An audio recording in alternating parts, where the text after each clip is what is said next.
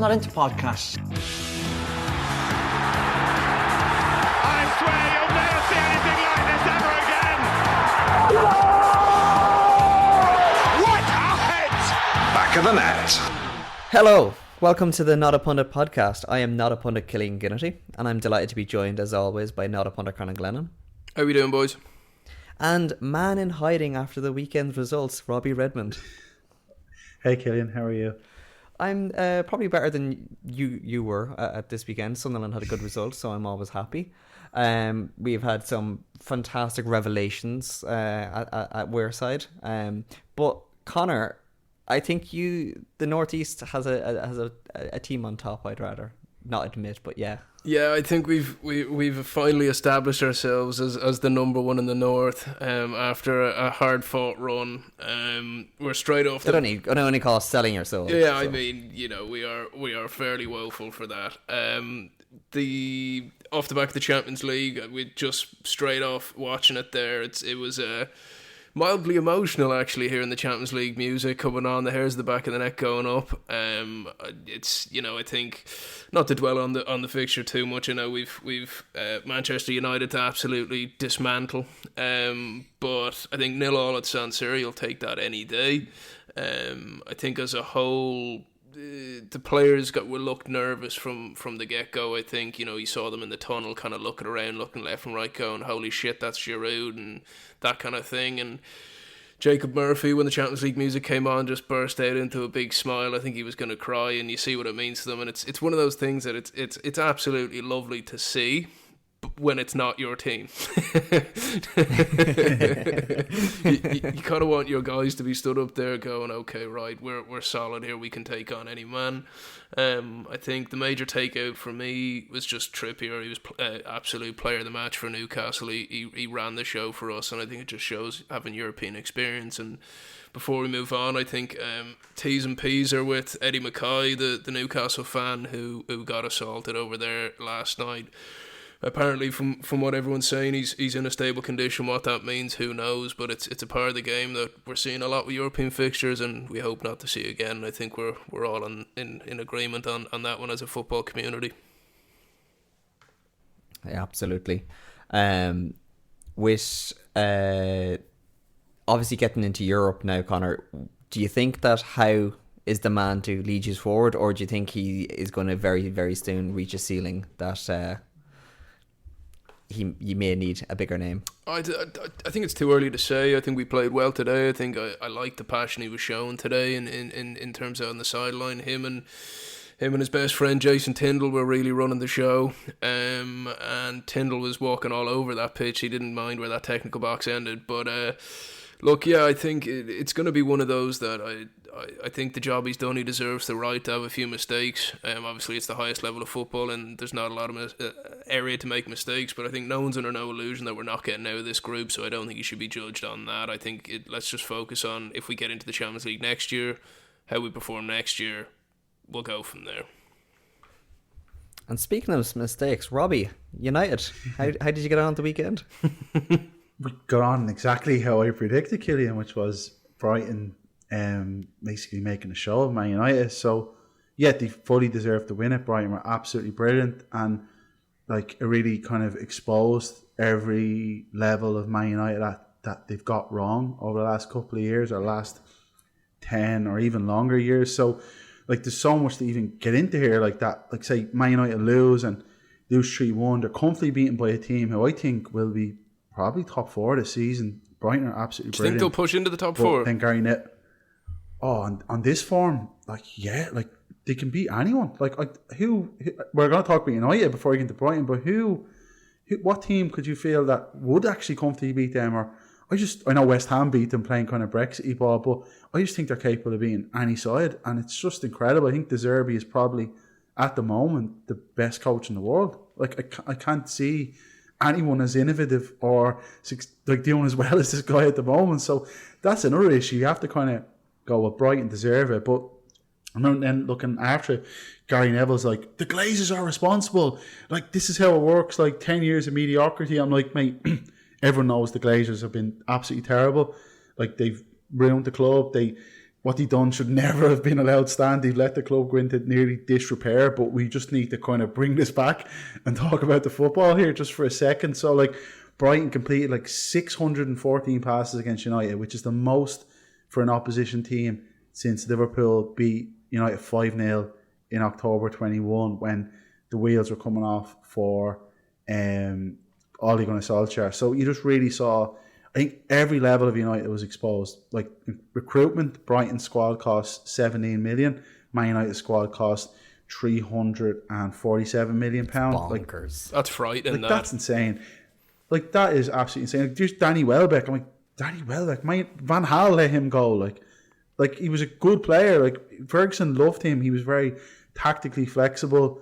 Like, I remember Ferguson's last season, Rooney was getting dropped for big games ahead of Welbeck. Welbeck and Van Persie might often start because Ferguson absolutely loved the guy. And I'm not saying they were necessarily wrong to let him go, but it just shows that if you're a clever club, you can get so much more out of these players. Or Adam Lallana, like a great piece of skill, but it was staggering. And the one thing that really should probably worry Man United fans watching it is Ten Hag was exposed, I think. So, like, I think De Zerbi, as I said, he's capable of beating any coach. He's outwitting all these guys.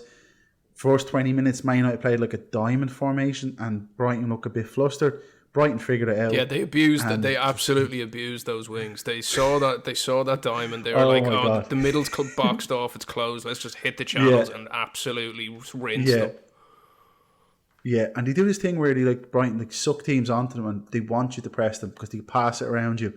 But Man United's pressing was just disgraceful. I can go showing you guys a little clip of like a 5-minute period where it looked like lads playing five-a-side, like just not even bothered. Like, it looked like the Craggy Island. It looked like Craggy Island's over 80s league. Like Craggy the little Island steps of kind of like half jog walking. Oh my God. Like Rashford should be ashamed of himself. Like Rashford, I actually wrote a piece on him a couple of years ago how bad he is pressing. Like, I think his pressing statistics were on even at this point in the season with Pogba and Ronaldo. Like, not exactly renowned for their industrious performances. Like, this is the level. This guy's in the prime of his career, like, and he can't bother chasing anyone down. And then you have the opposite of that. You have Bruno Fernandes, headless chicken, sprinting around non-stop and running out of position. He doesn't even have a position. He has the Bruno position. So it just looked like Ten Hag had really was exposed, and like what Man United need and what Alex Ferguson proved and what the intervening years have proved is that Man United is a mess as a club, as an institution. Their recruitment is terrible. You can't even do Google searches on their players that they're signing. They really need a genius level manager to cover over the cracks as long as the Glazers or another kind of absentee owners are in charge. Alex Ferguson was that manager. Mourinho wasn't. I don't think Ten Hag is, because I really think De Zerbi made him look like a level below the level he's on, which is, in fairness, it's a high bar, level, but it's still it's unachievable for Ten Hag. And I saw a quote after the game, and honest to God, it made me go, and not to flog the Stephen Kenny horse anymore, but when you hear this quote, tell me it doesn't sound like it's coming from Stephen Kenny.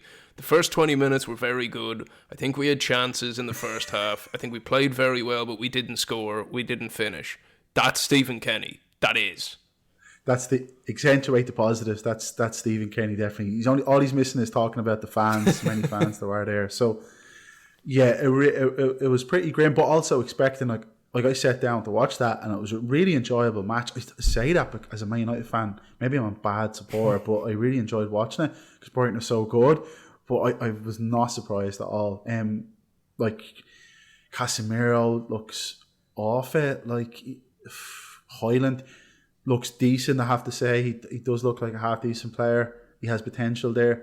And then the other thing that kind of struck me about before is like Man United are so bad. They're so bad that their squad is improved now. In a way, not their squad. They scored that goal with the lad Hannibal. That come on, young lad on the periphery of the squad. Great goal. He even celebrated it, so it meant a lot, even though you're losing. Like, you're meant to get the ball and start again, but we cut him a slack because he's only a kid. He celebrates, and you're like, he wouldn't be on the pitch if Anthony and Sancho were there. And that's how bad Man United are at the moment, that like by subtracting people, by subtracting these underperforming, for want of a better term, footballers, their team is improved.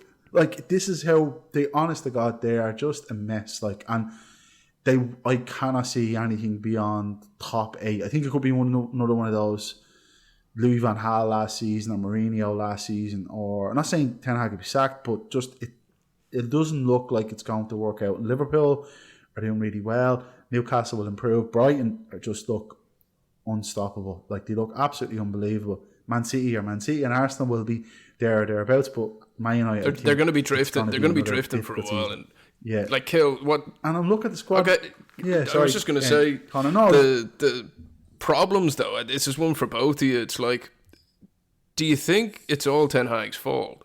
Because like, it's a rough one on him. He's got a club that's arguably up for sale but not up for sale. He's got 2 players one was investigated and settled outside of court. One's investigated at the moment. You know, you've got an injury list. You've got the Harry Maguire situation to deal with. It's not an easy gig, but do you think it's just, it doesn't matter? De Zerbi could come in and De Zerbi would find a way to work it, you know? I have a lot of thoughts on this. So I don't buy Neville's argument of it's all Glazers. Yes, they've done things wrong, but the one thing you can't say is that they've always invested. Like, they've invested badly. They spent money. They haven't invested. Money. Yeah. Like, they've spent a lot of money. That money in. They spent a lot of money on players. They spent a lot of money on managers. They spent a lot of money on people above that, and they've chosen the wrong ones every time. It's like it is fantastically terrible, like how they've done it. I thought Ranić coming in was going to be the change. I actually, to be honest, at the time I thought it was like new ownership is coming in and telling them, listen, it's going to take 6 months to get this deal done. This is our guy. We're going to put in our new system. I think Rob's eyes just exploded when you said Ralph Rangnick. Yeah, Ranić summed up I don't think any individual in the last couple of years have summed up the mess that Man United are in. They hired a director of football to be a coach and then dismissed him before they could make him director of football. He came in and said, I want, like, his strikers wise, he said he wanted one of Julian Alvarez, Luis Diaz and Vlahovic, and like all of them were shot down, you know. Instead, they signed Højlund, who is also represented by Ten Hag's agent, because Man United have no recruitment network, seemingly, or it's been ignored, because they've never hired a director of football. Because when they hired a director of football, they asked him to coach the team. It's unbelievable. Like, it's actually staggering. Oh my God, the mess. Like, but this is the Glazers are like the culture. It comes from them. Sorry, kidding. Like, they haven't put money in. They've let it go to disrepair. The stadium's in bits. Like, it's leaking. Invested by. I was about to say there's rats knocking around it's there. In bits. Yeah, and we're not talking about Anthony here.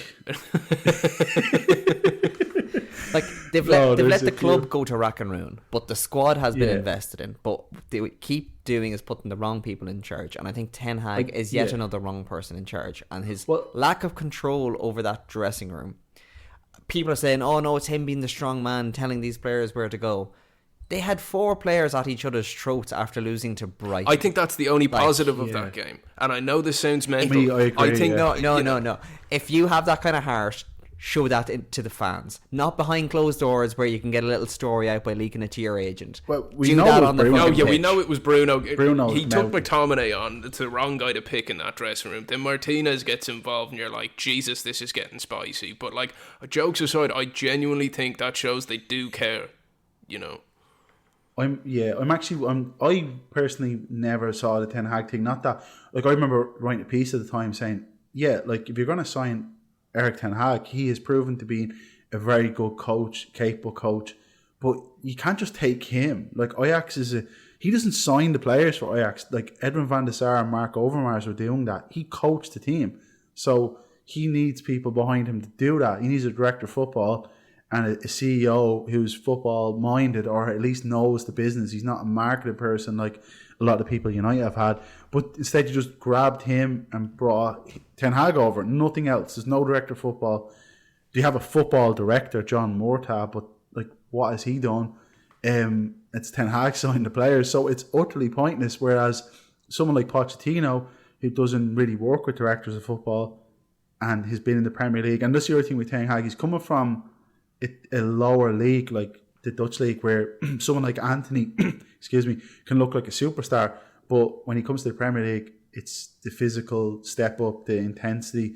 It just doesn't translate. So the jury's massively out on him, even though I do agree with his Sancho stance. I think both of them have been left out by the club, hung out by the club to dry, because the club should have known this was an issue for a while. Like, there's been talk of Sancho's attitude for a good while now, that he turns up late, he throws strops here and there. Like Man United, and he's an asset to Man United. Like, he's one of the few players you go, oh, we could sell him and we won't get all our money back, but we'll get some of it back. And he's never delivered. He's never been good enough. I don't think he's good enough. So sell him in the summer, but they wait till the window closes, and then they can't. Man United as a club can't even broker a truce between these two parties to go, listen, you don't like each other, but just go back to training Sancho, Ten Hag, let him back, and we'll find him a way out. Both parties happy. Get rid of him. Yeah. Is there a way back? No. No, he's not good enough. That's the thing. If he's in the squad now and showing up on time, let's say he's bringing Ten Hag an apple every day and saying yes sir, no sir, and like, it won't make a difference. He's not good enough, like, and he hasn't been good enough, and he's not on that level. It's irrelevant, but he's an asset. And Man United, like, they don't know how to sell players either. I think Dan James is the only player they've bought and then sold for profit since Ferguson left. That's insane. That's insane. Like, that is there. Well, sum up. They don't function like a football club. Like, if you, like, say, you just stop thinking of them as Man United Football Club, the Busby Babes, they won all these things. Just think of them as like this property that's been left to go into disrepair by an absentee landlord, and you're like, oh, all right, this makes sense. Like, they don't care. They're sitting in Florida, the Glazers. They'll take their dividends, and like, yeah, we might have a season or two out of the Champions League, but the effort for the Glazers to actually try put shape on the club, like the way FSG, I know they're not popular, Liverpool have done, it's just, they won't do it. And that's why I don't like Neville jumping instantly to the Glazers. It's too much. We need to focus on the football. But ultimately, I do think, to some respect, from Neville's point of view, and Kill, I'd be interested to get your opinion on this one, is it does drip down from the top. Like, those issues of sales and all of these decisions, like, yeah, like the director of footballs that have been chosen, that's a Glazer decision. The personnel, at the end of the day, if the Glazers wanted it to be their decision, they could make it their decision, or at least at board level. So I think there is some merit to it, but I don't know if you're on the same thinking, Kill. I think that they don't care about player sales. The only thing that they're worried about is the net value of the club, which they have got to an all-time high by... It was the reason why... what was his face that was there for years? The former... Ed Woodward. It's the reason why he was there for so long, is because he found a way of monetizing everything. Because why does Man United have a tractor partner? Why do they have an official FFP? Why has do to they... be. Yeah. No, like, it's marketing. It's what gives the club its ridiculous value, and fair play for breaking new ground in the sport to do it. But like, I think the whole situation, not to just always bring it back to my club, but like, it really reminds me of Sunderland when we went down, because we had an absentee American owner. We had a core of players that was after outlasting multiple managers that stop caring because they know they're going to outlast this one as well. And they have all these players around them that just aren't good enough, but have been paid over the odds. Now, the only thing with United is they're not going to get relegated, and they're not going to get that kind of leg break moment where you have to fix it. But, Rob, is there a way of fixing this? Well, I think is probably a rotten core with the squad. I really don't know, because I think you look at the Glazers have been, or the Glazers, or the people they've appointed, have been effective in Man United were always kind of monetized. They were the industry leaders. I remember there's a documentary on like Barcelona in 2003, and they were like, Manchester United are like the shining star. We have to copy them. They monetize everything. Look what they've done. So United were doing that before the Glazers came along, but they've definitely ramped it up. The issue isn't that, it's how they then spend it. They don't know really how to spend it or how to use it. So that's why it leaks into the club and the players and the manager. So they'll go and sign Jadon Sancho and report £350,000 a week. Now, what has he done to warrant that? Not a lot. And then he's sticking around. And then it ultimately becomes easier to change the manager and hope that that's what will turn things around and actually change the whole culture. The culture just seems rotten, really, and that's why I don't know. I don't think Ten Hag is. Let's say he's a Europa League manager, and we're talking about Champions League here. I don't know if he's the answer, but I do like that he is at least attempting to put some shape on it. But it could be a losing battle. What he's doing with Sancho, though, I I understand he's saying I was brought in to create a culture of no excuses and all of that, but like player power is a real thing in today's market, and you know what Ferguson could do back in the day, where you said one word wrong or you bought a motorbike when it was excluded in your contract, you're gone. You know, like, and no, all the team were like, yeah, you broke the contract. Now it's like players, like you said, they're like, look, mate, most of us will be here when you're gone, so you know, jog on. That's it, and that's where that's why recruitment is so important. And we go back here to Brighton again. Like, I was reading an interview with not the Brighton CEO, the guy, the gambler guy, I'm trying to remember his name. Another guy is his chairman, and he was saying that Liam Brady is his neighbour in Brighton, because Liam Brady managed Brighton in the early 90s. And this guy spoke to him about Evan Ferguson and asked him about Evan Ferguson because Liam Brady played football for St. Kevin's boys in Dublin with Evan Ferguson's granddad. But like, think of that there's more research done on Evan already Ferguson. A 16-year-old Irish lad who they're 10 a penny at that stage, who's coming over. It's not going to cost them much. They done more research than that. Like, Man United signed Marcus Rojo in 2014 and didn't realise he had an assault charge against him. And this is a common thing at this point. That's what we're dealing with. It's like, I don't even know if they're even doing, not character references, but like in football, it's always Google search. Someone, even a Google search. Like, the way it works in football is it's usually, has someone in the club played from already? Go talk to him. If they haven't, find someone who has. Find his youth coach. Find the teams he left in a short period of time and find out who he is. But this is one thing that I've been thinking during the week, and it may make me sound absolutely like a lunatic. Did Ferguson's tenure, albeit the most successful period the club has ever had, did it screw them long term? Because every other club is used to having 6 years of a manager, find a new one, 5 years of a manager, find a new one, not however long Ferguson was there. Like, I think it put them into a place where they were arguably the biggest club in the world, probably still are in that top 3 discussion, at least in IP, but like, I think it put them into a comfort zone that they cannot get out of. I think it's more that they failed to prepare. Like, Arsenal was in the same boat. Longevity. I think it was Ferguson's ego that held them back at the end, because he never really liked to say when he was actually going to retire. It was always that, I might retire this year, and I might retire this year, and then eventually it happened. It was like, oh fuck, okay, he's actually going to do it this time. Whereas if you look at like Wenger, he said he's going to go, he went. They had a transition period. Of course, he got pushed. But still, like, they had a transition period of 2.5 years, and they're back on track. Like, Robbie, in your wet dreams, you couldn't hope for that anymore. No, well, I think you have a great point there, Connor. And a lot of United fans, older generation, like, I think maybe even Roy Keane's probably more popular, because people forget, not everyone forgets, but the reason why the Glazers were able to take Man United over, not to go back to them and sound like Gary Neville, is because Ferguson got into an argument over a racehorse.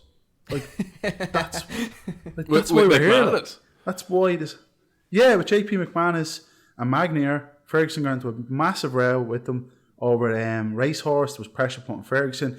The Irish owners, or majority shareholders, started to want out. Malcolm Glazer was there, came in, and that's what bothers me. Man United fans get criticised, saying they're only getting the green and gold flags out when scarves out when they lose. They've been protesting from day one of this. Like, this has been long haul. So Ferguson, in that sense, and he was a smokescreen for the Glazers, because from 2005 to 2013, 8 years, they won 5 league titles, Champions League, 3 Champions League finals. Ferguson papered over the cracks, but he also held them back in a sense of held them back. This is what I'm saying. It's such a weird argument to have, you know. we are,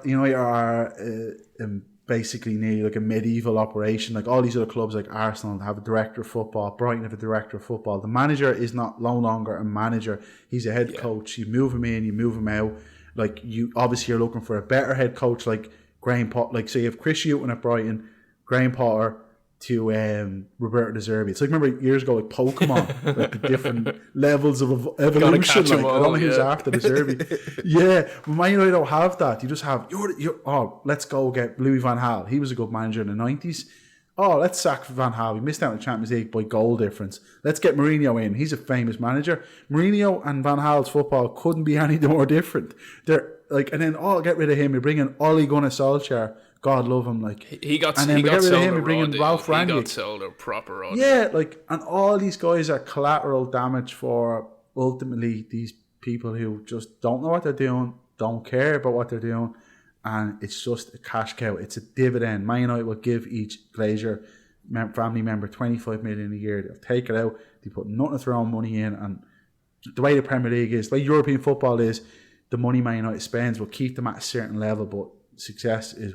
It won't happen. And you compare that to Brighton, who are doing more due diligence on a child, an Irish footballer, than Man United did. And any of the players, or Liverpool, who are using, like, I think Liverpool were hiring guys who used to work for NASA to create algorithms to help them identify talent. Like, that's where we're at now. And Man United are still like, who are we going to get in here? So, Robbie, just to double down on your point about the Brighton comparison, apparently United had decided they were going to sign Moises Caicedo, and they didn't because they couldn't find a contact for his representative. Whereas Brighton went out, did the hard yards. If we wanted to book him for this show, we could find a representative. Like, that is a That's joke. what I'm saying. Say no more. Like, and that's why. If he's not in Ten Hag's agent's phone book, then he's not getting. That's it. So with that in mind, then, and that's your with that in mind, right? So last year, after 5 games, you were 5th. This year, 13th. Burnley next weekend, which is arguably the nicest game you could have got coming into it. That said, Vinny Kompany is manager. If you lose that, the optics are really poor. But how are you feeling going into that game? I feel like they should win. Like, it's like just the talent gap. Like, you know, you have talented players and they should be able to beat them. But ultimately, it's just, it might change the narrative for a few days. I'm more thinking of Bayern away and Harry Kane, who should be playing for Man United, really should is wrong. He probably should be playing for Tottenham. But if you don't spend 80 million on Anthony, 70 odd million on Sancho, there's Harry Kane. Like, sure, Højlund was how much? Like Harry, 75 million for Højlund, who scored 9 goals last season. Now, how do you explain that to someone? Like, imagine you just drop down. You haven't been following football for age. How do you explain these things happen? It makes no sense. Like, Man United, we all knew Kane was probably going to leave Tottenham this year, or at least it was the best chance to get him out. But no, nothing towards him. So Man United now are effectively a content machine, really. That's what it is. They give us content, something to talk about, funny to laugh at them. They get you annoyed, or you can laugh at them, wherever it might be. But as a serious football club, like, I don't know.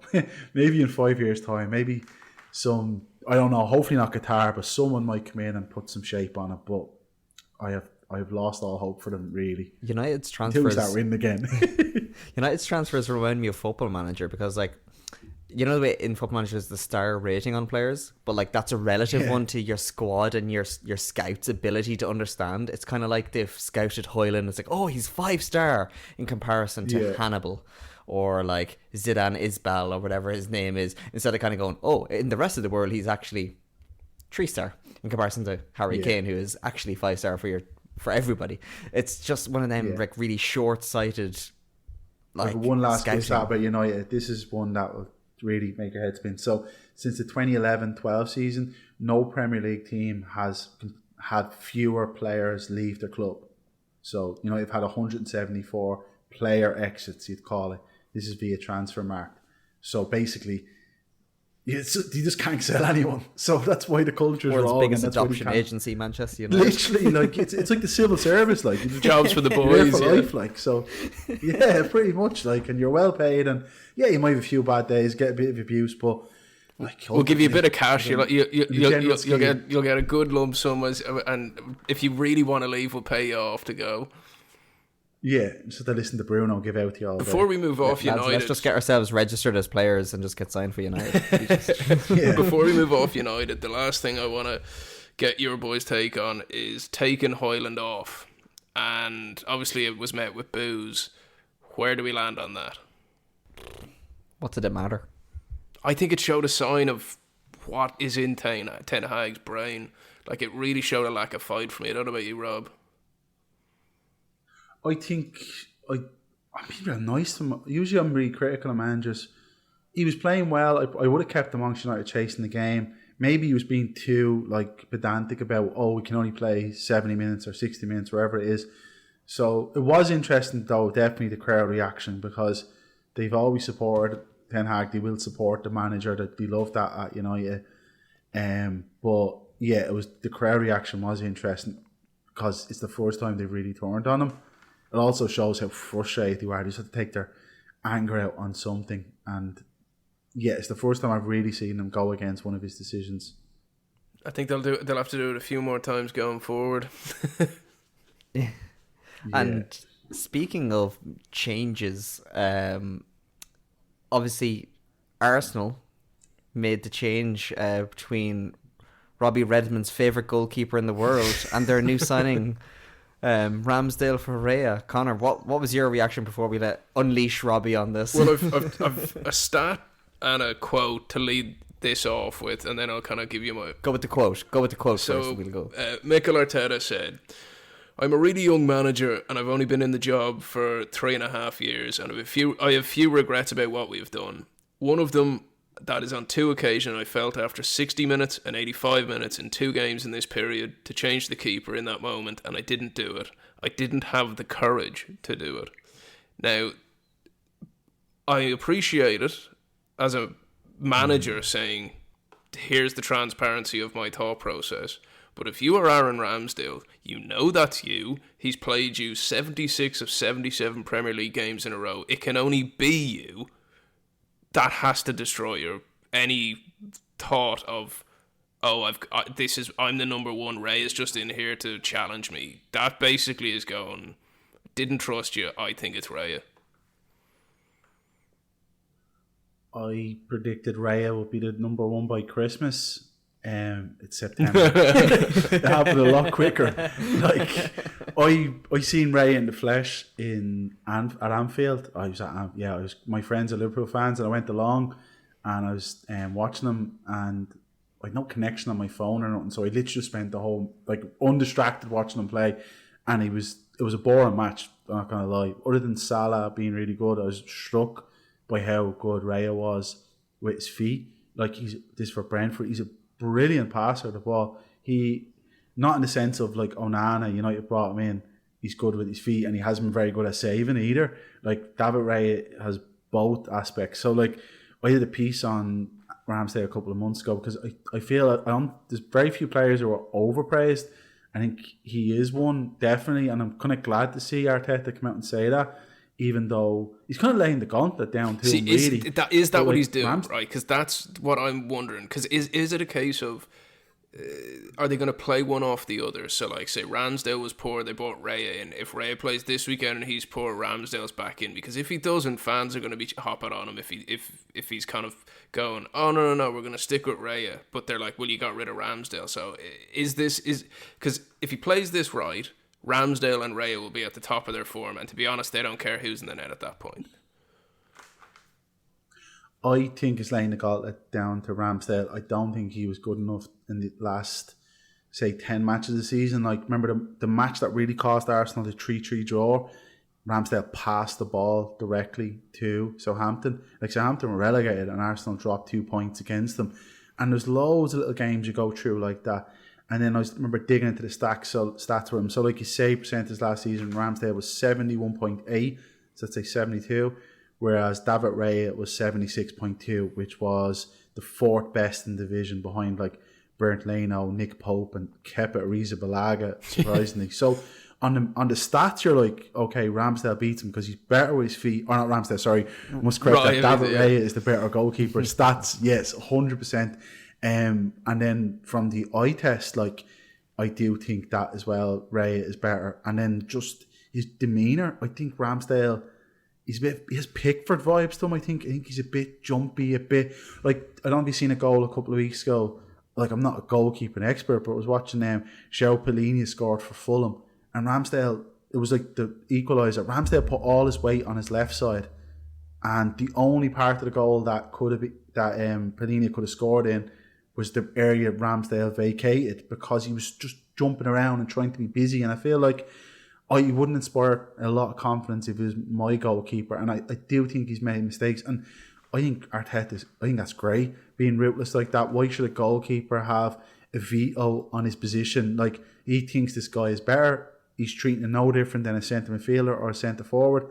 And it looks to me like Raya has the jersey now, and Ramsdale will probably be the Champions League goalkeeper for the foreseeable. And ultimately, you have to say, if he thought Ramsdale was good enough, he's not going to, like, Jurgen Klopp's not going out and spending 40 million as a backup to Alisson, because he knows Alisson's the best. Like, there's no one else that can come close to him.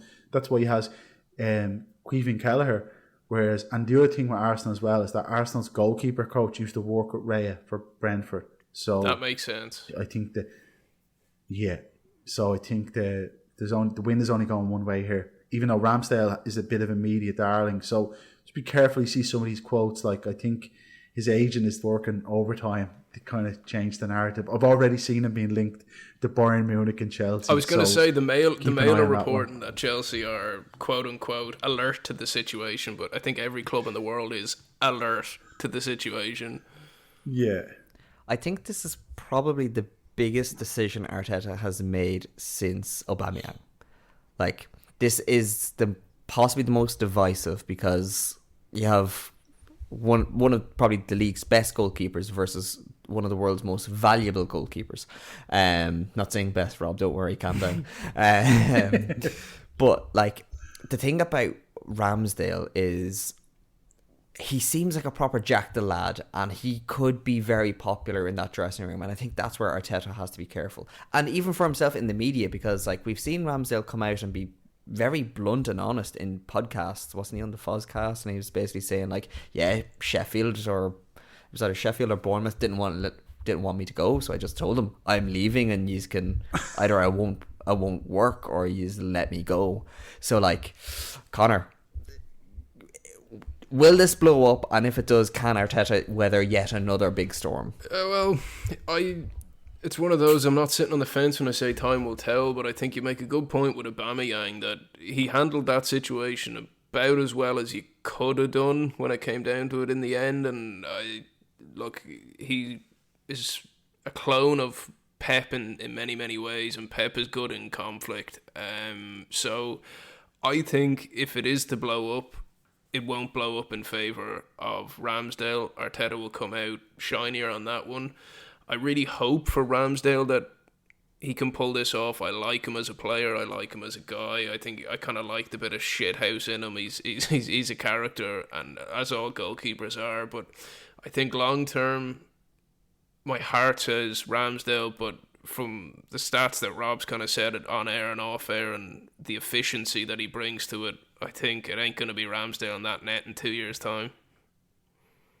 I feel like in The Simpsons, remember Frank Grimes, where he's giving it about Homer. He's like, he's an idiot. And everyone's like, yeah, but that's how I feel about Ramsdale, because it's not that I dislike the guy. I think he's good, like, he's grand. But if you look at the stats, what else can we look at here? Our statistics. You know? And he's middle of the road. Like, he's nothing special. Like, so XG goals prevented last season, I don't want to sound like a complete nerd, but it's like 0.4. Like, in other words, he hasn't added much. You know, he saved the shots you'd expect him to save. He's had a couple of errors. His save percentage is middle of the road, like on level with, like, just below Vicente Guaita for Crystal Palace, just a bit, actually the exact same as Lucas Fabianski for West Ham.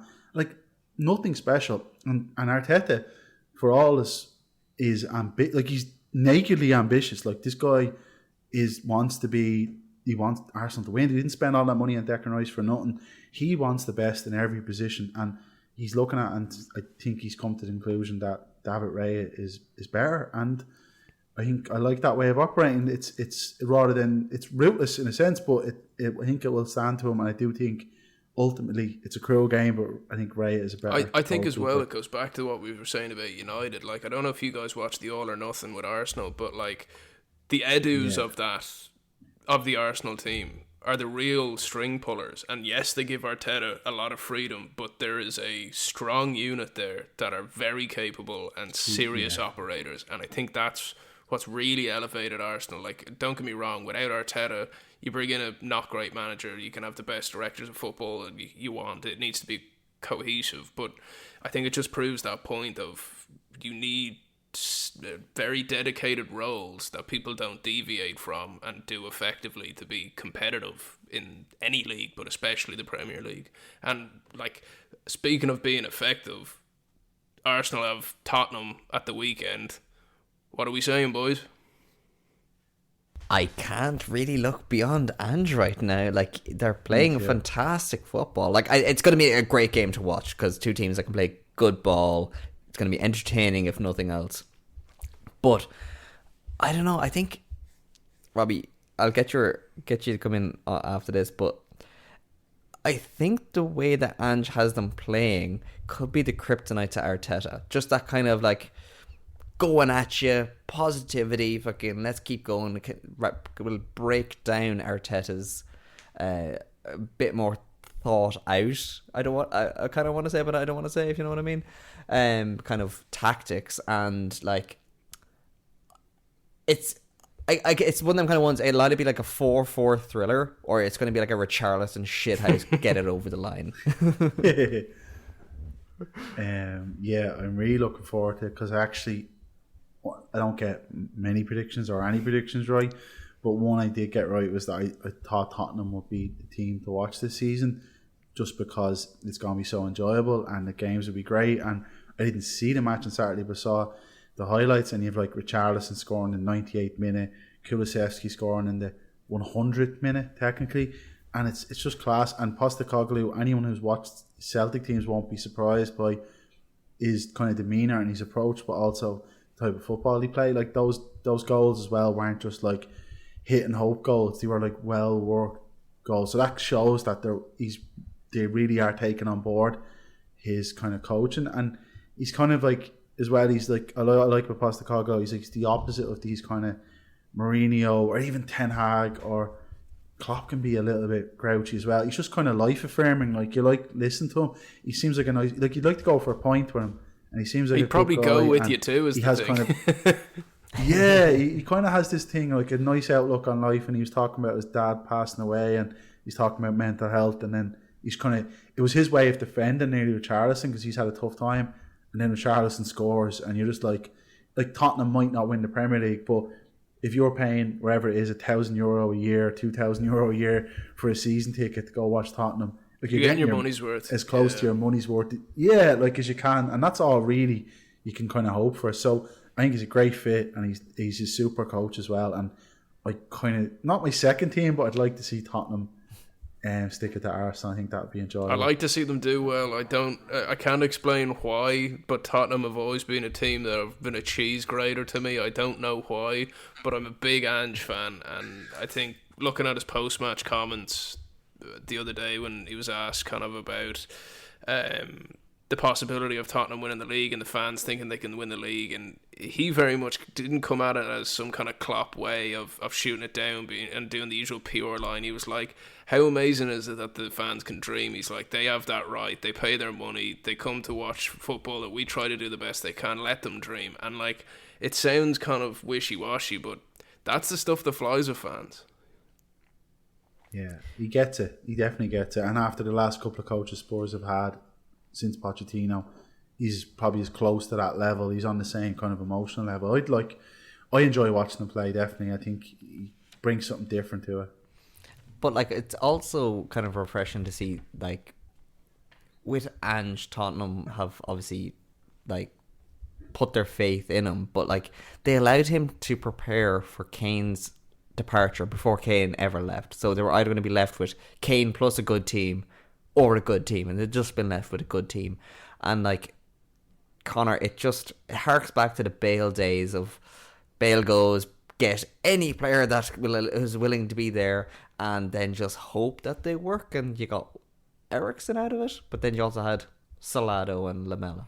I think, to be honest, and you guys might think different of this, but I think Kane going was the best thing that could have happened to Postecoglou, because it allowed him a little bit of freedom to go, you know, this is my team now. There's no hierarchy here. He could select his own captain, which Son seems to have absolutely ran with, the way he kind of treated Richarlison after his goal and his mental health kind of discussions in the press recently, and pushing him towards the crowd to be like, they're chanting your name, mate. Like I think it's definitely worked out for him. I think you're completely correct in killing the Gareth Bale comparison of it was a major structural change to that team, but I think it definitely, Kane leaving, which sounds insane, Kane leaving was less of a issue seemingly than when Bale left. But I don't know what you're thinking, Kill.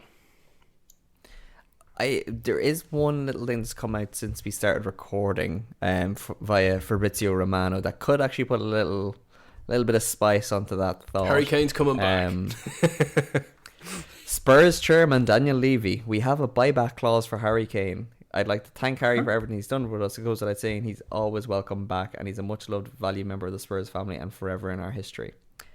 I did not hear that they had a buyback clause. That man doesn't let anything go out. Kane, that man doesn't let anything go out the door without the chance to get it back. He probably doesn't even let his kids go to school without a buyback clause. Yeah, I see Bayern were like, all right, if you want, mate. Like, you're not really going to sign him back, like, are you? And like, it also, Kane has to agree to go back, which he, unless his brother is that shit of an agent, he won't. I could see him go back in 2 years. I'd say he's sick missing it. I'd say he's sick seeing these scenes. Like, and that's where anyone, like Tottenham with Pochettino as well, and now the Postecoglou, like, Pochettino's team are really close to being champions in 16 and 17, and all you're missing was a little bit more from Levy, and Pochettino never got it, and that's where Postecoglou could hit that ceiling again as well, because from what we've seen, the evidence so far is that he is getting players to perform above themselves the way Pochettino did. And imagine they had Harry Kane as well. People probably would be talking about them as outsiders. No one's probably going to beat Man City. But people are talking about them as outsiders with Ivan Perisic, so like they'll talk about them as outsiders regardless. But that's what a good coach does. That's what De Zerbi does. The players are nearly not irrelevant, but their individual talents are only going to go so far. It's the collective, and that's what Connor's right. I think Kane leaving is actually a blessing for Postecoglou, because it took so much expectation away, and also Son is probably more of a high pressing player that would suit Postecoglou's style. Not that Kane's style wouldn't, because Kane's world classy too. Madison's been a major game changer for that team as well. 100%. Like, I didn't think that was going to work out as well as it was. I fully thought he was on his Range Rover would be heading up north to join my beloved Newcastle, and God, I would have been delighted if he did. But I really did know that was going to pan out. But he seems to just bull by the horns. Not that he's a new player, he was always good, but like, he just seems fully bought in, and he suits that team to the ground. Well, from one beloved coach to another, Robbie, fantasy football. Who should we be looking at this weekend? Because I am seriously struggling. I had a bad week myself. Well, I think everyone had a bad week. The average was around 40 points. For this week, the one I brought in last week, which I was happy with, is Julian Alvarez. So, okay. Man City striker. He's played every minute bar one so far this season, and he has 2 goals and 5 assists. Now, I'm always worried by Man City players because they call it like the pep roulette. You just don't know who's going to start other than Haaland or De Bruyne. But even then, these guys could be rested. But Alvarez is playing so well, and De Bruyne is injured that he will, and Grealish is injured too, so he more than likely will play. And Man City have Forest at home, and anyone follows fantasy knows that's a game for Haaland captain, but it's also, that could be a 5-0, and Alvarez seems to be centrally involved, so he'd be probably top of my list. He's only 6.8, which is cheap. The next one would be like Malo Gusto for Chelsea. He's a randomer, but he's only 4.2 million. That could be a cheeky little kind of last minute decision. Yeah. He sounds like a regen in Football Manager. Yeah, he has regen vibes to him. And like Chelsea have no sponsor on their jersey. It's very pro Evo vibes to it. But they play Villa at home, then Fulham away and Burnley away. So like you've 3 nice fixtures there, cheap, and if you have a couple of transfers, and you don't want just Salah really, because Liverpool look good. I was hoping they wouldn't be, but they look good, and they've West Ham at home, so they'll have a lot of the ball. He's on penalties too. So if you want to kind of switch it up and move away from Haaland, I think Salah would be a good one. So between now, which is game week 6 up until game week 17 when he play Man United, they have West Ham, Spurs, Brighton, Everton, Forest, Luton, Brentford, Fulham, Sheffield United, Palace. Like their fixtures are absolutely unbelievable, other than like Man City here or there, Man City, Man United. But so great fixtures. He's in great form. He had 3 assists last week. I would be, if you can afford him, because he's the second most expensive player in the game, I'd be going for Salah. Should I get rid of Son for Salah? Oh, that's a big one, actually. That is big, because I like sometimes people look at like North London Derby and go, "Oh, I'm going to sell Son there, or I'm going to sell one of my players," but there might be more goals in those games. You know, I don't know if I would actually.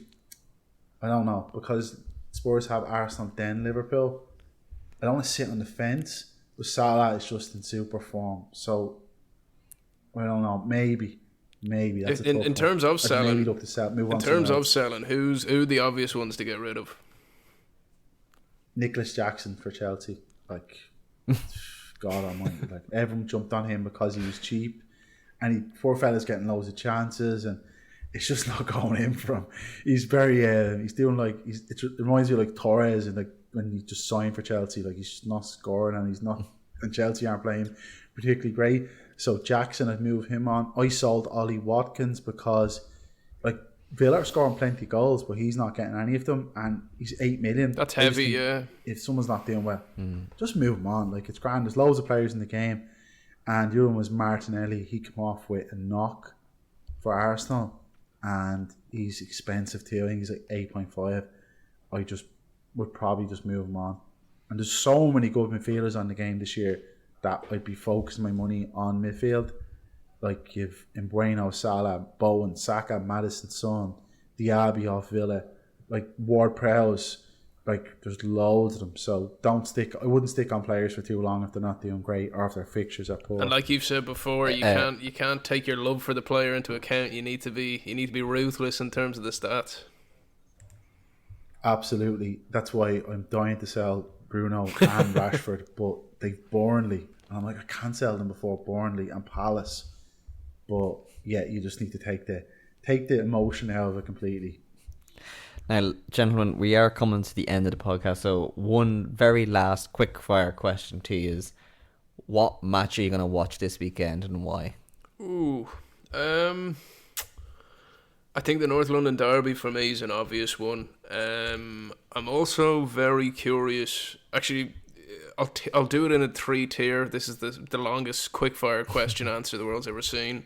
Number 1, North London Derby. Number 2, Liverpool West Ham. I'd be very interested in to see that. And 3rd would be Chelsea, just to see if they can finally get a win. What are you saying, Robbie? Yeah, I'm definitely North London Derby, but I'm also going to be, I know I'm going to be pathetic. Ireland are going to play South Africa in the rugby, and I'll have that on my iPad while I'm watching Burnley v Man United at Turf Moor and cursing Bruno Fernandes and the Glazers and everyone. So that would be me. What about yourself, Killian? I think the one that I'm kind of most excited to see is Chelsea and Aston Villa, because I think Chelsea, for all of their faults, aren't actually playing bad football. And they're going to come up against a good footballing team. So if they can get a result here, this could be the turning point for them. Do I have any faith in them getting the turning point? Absolutely not. There'd be no money put on it. But I just think that it could be potentially, if it goes one way, it could be very pivotal for the rest of the season. So I'm kind of looking forward to that. And obviously, my time is going to be on the rugby on Saturday. Yeah, so I think we're all going to be flying the green flag this weekend, and I feel bad, Kill. We keep talking about the games that we're spotlighting, and we never get to talk about Sunderland, but we will get to it at some point. I do promise. What division are Sunderland in again?